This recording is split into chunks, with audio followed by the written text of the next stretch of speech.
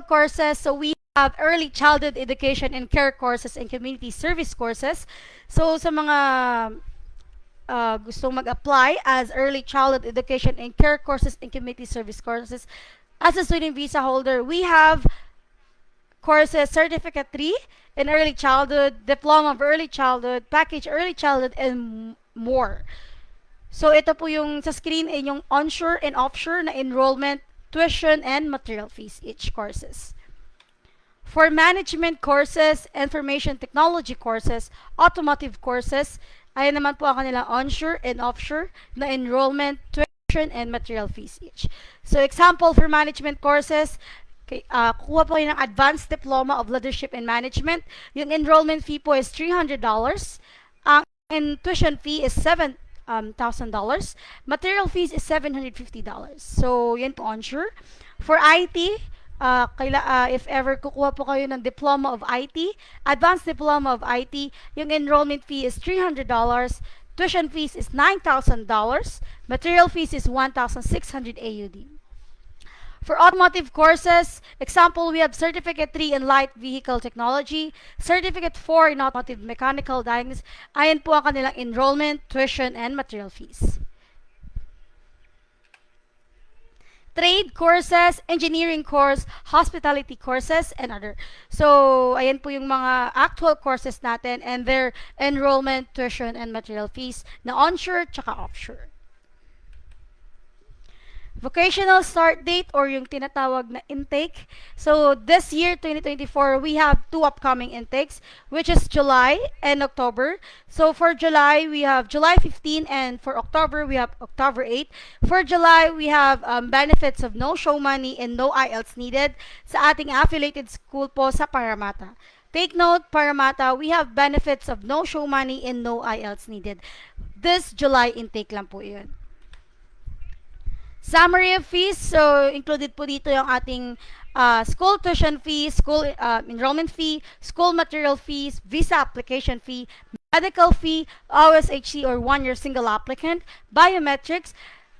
Total po na magagastos po ninyo is 7,245 AUD or in peso, it's 253,550 pesos. It's estimated only, so add 10% buffer. So, kailangan nyo lang po mag-add ng 10% buffer para hindi po tayo kulangan sa ating processing. Take note, hindi pa po kasama ang company fee or professional fee and yung accommodation and plane ticket. Ito po is estimated lang po na magagastos nyo sa ating school, sa visa, sa medical, OSHE, and sa biometric. So, again, ulitin ko po, in AUD, magagastos po natin is $7,245 and peso, it's 253,550 pesos. So, how to earn 1 million pesos in just 5 months once nasa Australia na po kayo. So, if you work 40 hours a week at $35 an hour, you will be paid 1,400 AUD per week. So, sa ating first and second month, you earn 11,200 AUD. Third month, 16,000. Fourth month, 22,400 AUD. Fifth month, you earn 28,000.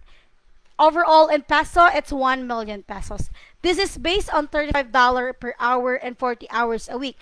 Take note, this is a single applicant only. So, how much more if you are a couple?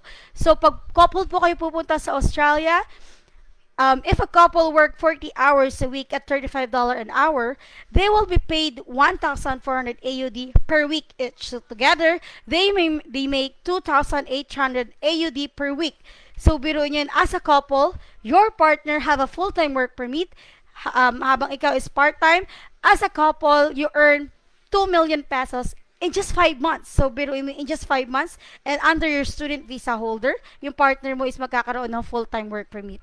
So, what a great opportunity pag nasa Australia na kayo and you are a student visa holder. So, as a couple, in just 5 months, 56,000 AUD and peso, it's 2 million pesos. So, if you have live-in partner, long-term boyfriend, fiancé, or husband, kahit may anak po kayo, pwedeng-pwede nyo po silang idala sa Australia under your student visa holder. So hi sa ating mga viewers, don't hesitate or don't be shy, just drop down your question, then sasagutin ko po siya agad once nabasa ko na po yung question nyo. So if nahihiya po kayo, just drop down your full name and number, then after the seminar, tatawagan po kayo ng aming team to accommodate you or your inquiry, or kung gusto niyo po mag face-to-face consultation, every Saturday we have face-to-face seminar and face-to-face consultation at our office, which is AIC Burgundy Empire Tower, Ortigas, at the back of Robinson's Galleria. So, let's proceed sa ating 8-step application process. So, step 1, sign the agreement or kailangan nyo pong pumirma ng company contract ng Accentrix. Kailangan nyo pong basahin doon so you are aware kung ano po yung processing way, ano yung mga installment payment, and other expenses. Step 2, submit all the requirements, which is if you are a passport holder, we need that.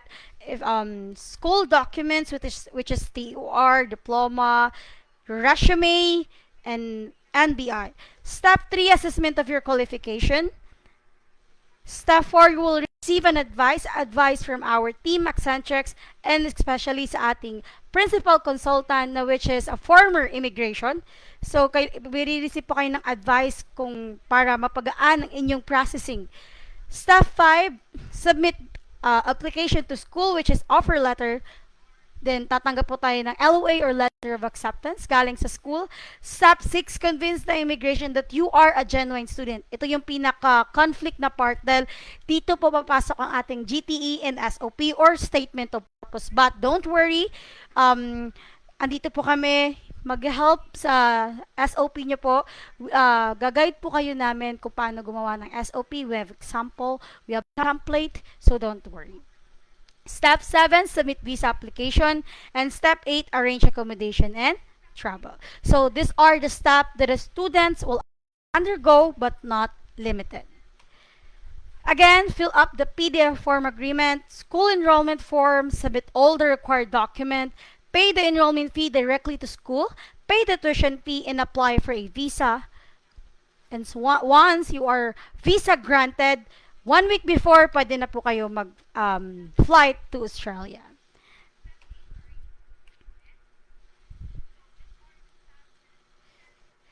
It's a big world out there. It would be a shame not to experience it.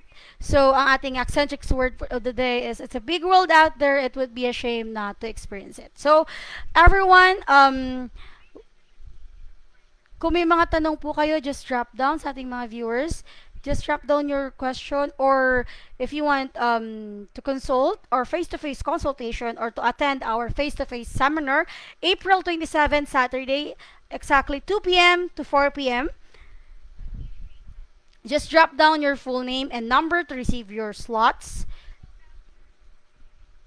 And if you have any inquiry na gusto nyo po is consultation po tayo, one-on-one consultation, just drop down your full name and number. Tatawagan po kayo namin after this time.